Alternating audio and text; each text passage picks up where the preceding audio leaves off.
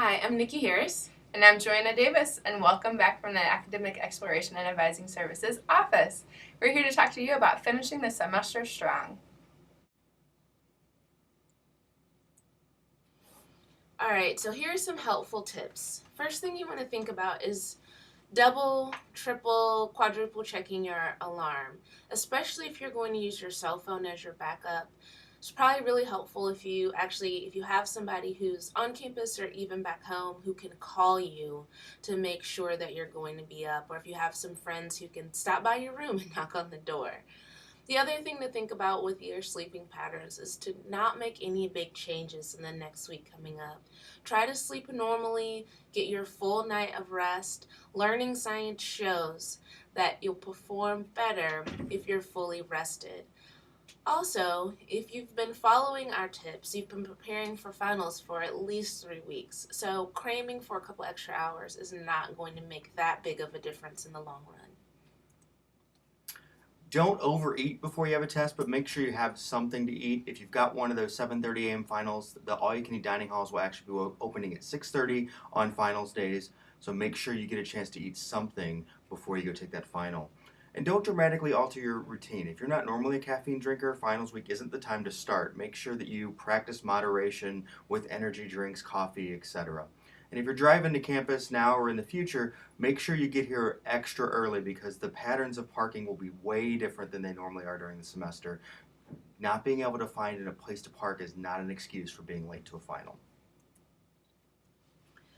As you're sitting down and you're thinking about how you're going to start taking your exams, do the questions with the most points first. That means that you have to know how to navigate it. That's probably something your instructor has put in the syllabus or talked about in class. It might even already be printed on there. The other thing to think about is starting with a success. You won't get your name wrong, so take your time, make sure you remember to put your name on your exam, or if your exam asks for your student number or paw print or some sort of ID, start off with that. Also think about always answering things like true, false, and multiple choice. Even if you're taking your best educated guess, if you can at least have a chance of getting that right, then that could work in your favor. The one thing to watch out for is if there's a penalty for wrong answers on your exam. Make sure that you double check your answer sheets, particularly if you've got an exam where you get more time than you normally would. We're not saying that you should go back and second guess yourself, but just make sure that those bubbles are filled in correctly, and again, that all the basic identifying information is there, and make sure that you haven't put things on the wrong line. Stay until the end of the test, or at least until you feel very comfortable that you've accomplished everything you need to. You Make sure that your answers are precise and clear, and also make sure it's legible. If it's an essay test, make sure that you've taken time to go through and make sure that your instructor can read it, because they're not going to be able to follow up with you to ask what you meant on a particular paragraph. Some things to think about for after finals. Once you're home, make sure that you check your final grades on Blackboard and Mizzou. Typically, final grades are up the Wednesday after finals.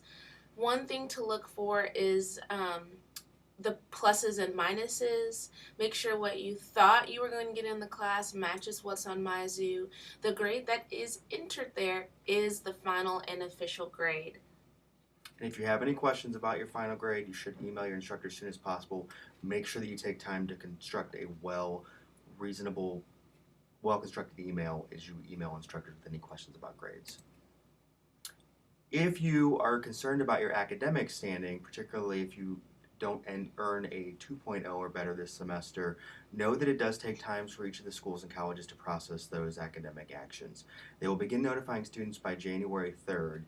If you have any questions, your advisor is not going to be able to answer those right after finals. It takes time for them to go through and make determinations about academic probation and other issues related to that. So be patient, wait for official notification from your school or college. That will usually happen by both written letter and email.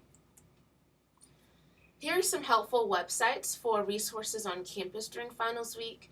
The places like the unions will have different hours, along with places to eat on campus and at the library.